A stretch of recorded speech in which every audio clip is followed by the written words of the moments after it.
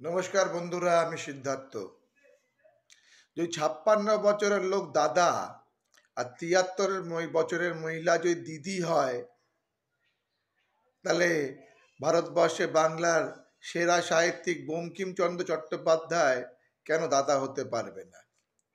বঙ্কিমচন্দ্র চট্টোপাধ্যায়কে দাদা বলার জন্য আকাশ ভেঙে পড়েনি বাঙালিদের ওপরে। কেন? বাঙালি সমাজে আছে দাদা ও দিদির কালচার। এই দাদা ও দিদির কালচার থাকার জন্য এখানে বঙ্কিম বাবু বলতে হবে এমন কোথাও লেখা নেই। লেখা নেই, এর জন্য এখানে মাথায় আকাশ ভেঙে পড়েনি। বাংলাতে অনেক প্রবলেম আছে, বেকারত্ব, শিক্ষা, স্বাস্থ্য, উন্নয়ন, গ্রাম উন্নয়ন, দুর্নীতি অনেক আছে। তাই এই ছোট ছোট ব্যাপারে একটা গুজরাটের মানুষ, ভারতের প্রধানমন্ত্রী যে কি বলেছে বঙ্কিম দা, এই নিয়ে কোনো জনসভাতে লাপালাপি করার কোনো মানে হয় না। আমি একটা প্রোগ্রাম দেখছিলাম দাদাগিরি। আমি দাদাগিরি দেখছিলাম একদিন, একটা বাচ্চাদের নিয়ে হচ্ছিল এপিসোড দাদাগিরিতে।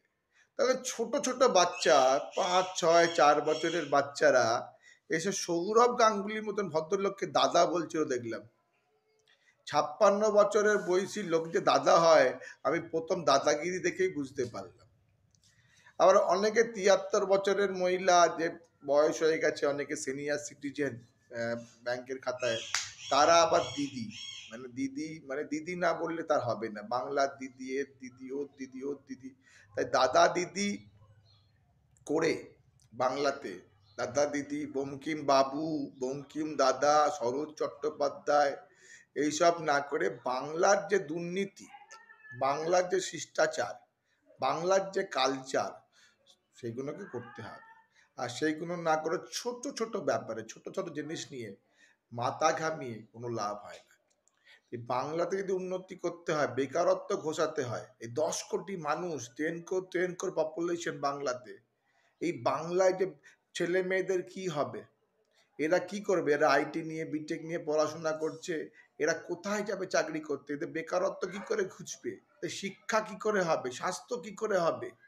একটা গলব্লাডার স্টোন কিংবা হার্নিয়া অপারেশন দেখি বেসরকারিতে যাবে, না যাবে সরকারি হাসপাতালে? তাই এইগুলো অনেক বেশি গুরুত্ব এই বঙ্কিম দা, শরৎ দা, সুভাষ দা এই দায়ের থেকে।